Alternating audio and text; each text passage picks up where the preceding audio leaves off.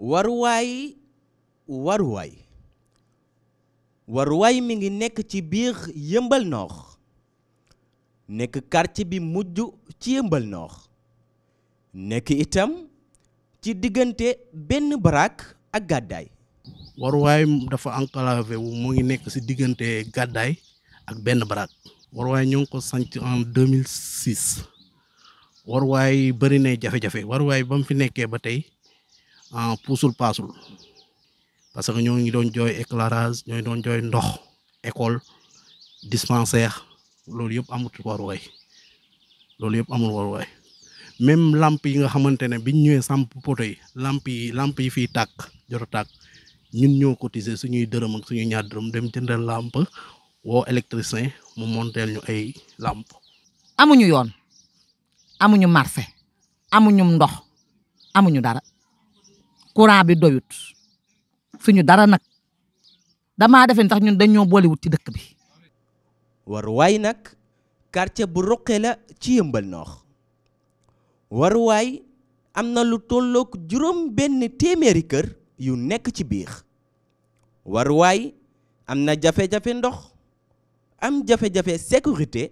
am jafe-jafe itam dem ak dikk. ñun dañu nekk quartier boo xam ne dañu xaw a làqatu ñun aussi quartier bi am ñoo xamante ne comme ñun ñii ñu ne léegi nañ ay moyens yu ñu mën a defee suñuy transport fekk ñëpp dañ koy attan ñuy dox ci démarche tata yi di ko def ba ñu ne nañ def fii benn piste dañoo agressé sax daanaka terrain xale yi pour mun a am piste boobu ñu accordé ñu ko bu yàlla dogalee ñuy def loolu def démarche ba yàlla dogal bis yi ñëw démb muy lëndi waa gàddaay ne ñoom bis yi duñu jaar foofu ñu ne nañ contourner beneen sens bi ñu daw foofu journée bi yëpp mais ci biir loolu yëpp y avait des problèmes ñu dem ba ci ngoon gi ñu ne am ku ma woo foofu ne ma dañuy ngay baare waaj a baare mooy barrage boobu caam def ne mu ngi koy waaj a baare ñu ne loolu lañ dem xool ko ñu dem xool fekk baare guñ ko ñu jóge foofu ne. kan mooy caam. caam mooy chef de quartier station kii bi gàddaay bi flottant gàddaay bi caare mooy chef de quartier cité bi bon ñu ne nañ jaaroon xool far juste ñu fekk flottant boobu mu station gàddaay bi ñoom ñu ne ñoom aussi y avait des problèmes depuis le matin dañoo baar fi ñoom dañuy wiiri pour dugg seen site boobu ñu ne foofu discuter ba mu yàgg affaire bi jur coow yaa ngi dégg ñu ne ñoom nañu àndandoo daj ñu leen dama leen déet bu leen dajji ñun am na voie bu ñu mën a jaar ba yàlla dogal ñu mun a am accès te duñu xuloo kenn duñu xeex kenn par juste doomu maire bi génn commencé discuter ak xale yi ne sama papa deful lii barrage yi ñu def nii suñu papa àndul ci ñu ko def parce que ba yëgu ko ñu ne non en tant que maire Babacar Ndaw ñu ne en tant que maire yaa ngi dégg su yàlla dogalee lii am ci koñam fii même su fekkee tàgguñu ko bañ koy def am lu mu ci yëg. ndax soo fàttalikoo en 2016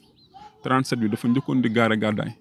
mais tey jii nii le maire Babacar Ndaw mi moo porté woon combat bi ne ñooñu nañ fa jógee parce que dañ koy sonal dañ koy déranger tey nag su ñëwee nekk la maire même situation bi ñëwaat même problème yi ñëwaat ñun wax dëgg fa ñun population Waraay ñun mënuñu ko see génne carrément vu que nag mooy maire ñun dañuy jàpp ne lee ñee def ñun si Babacar Ndaw lañ ko gisee parce que moom su ko defutoon en 2016 si 37 ba tey jii nii lii duñ dal si 49 moom dem nañ fa mais moom tamit nee nañu dinañ defaral beneen tëli station bu jaar nële dem si guddi la wax mais biñ yeewoo tamit gis nañ tam waa station d'accord wuñ si loolu. jour bi rumeur yi commencé ñu xam ni tata bi defar nañ tarif yi day ñëw Waruwaay ci lañ gis waa gàddaay def ay barrières waaw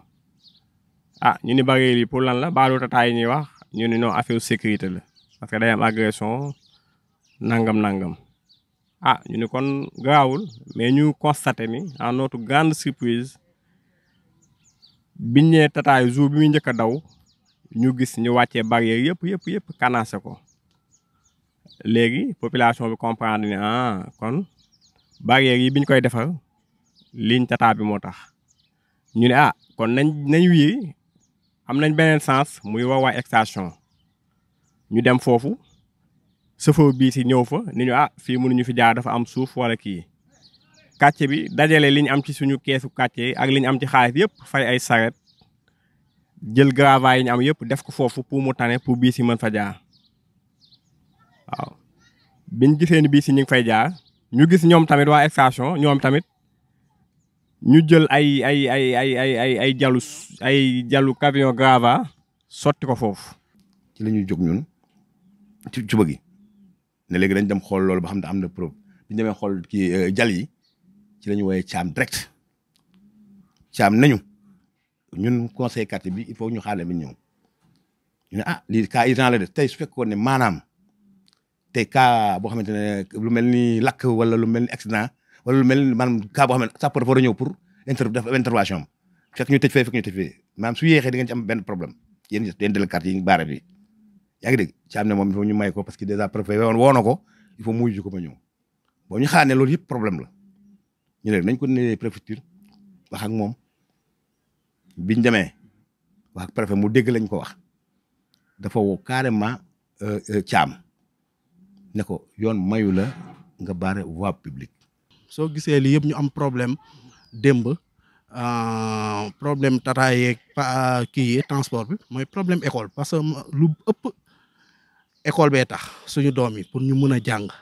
ñun parents yi amul problème mun leen débrouiller sax ba génn mais xale moom xale bu tuuti nga bëgg ko bàyyi moom dong muy génn non loolu moom kii ñun suñ sañoon daal ñu jàppale ñu bu baax a baax ci école daal mooy suñu problème majeur bi nga xamante ne bëgg nañ ko fii à Warouwaye école publique. troisième bi mooy marché bi moom am nañ ci ay jafe-jafe lool yoon wi neexut amuñu marché amuñu ndox waaye moo kuy jooyu marché da nga waxe hôpital dañoo amuñu hôpital amuñu école ko amul marché kañ doo am hôpital doo am école ñun daal ñun ñoo ngi nii toog ñu teg ñu ay kaw surtout kuy matu jigéen ñi femmes yi nga xam ne guddi wallahi azim da nga leen di yërëm si ay sareet ci lañ leen di teg ku si amul oto bu la dimbalee da ngay fëgg borom sareet yi ñoo lay dimbale ñoo lay yóbbu pour nga dem def say accouchement ak yooyu waaw loolu tamit métti na trop.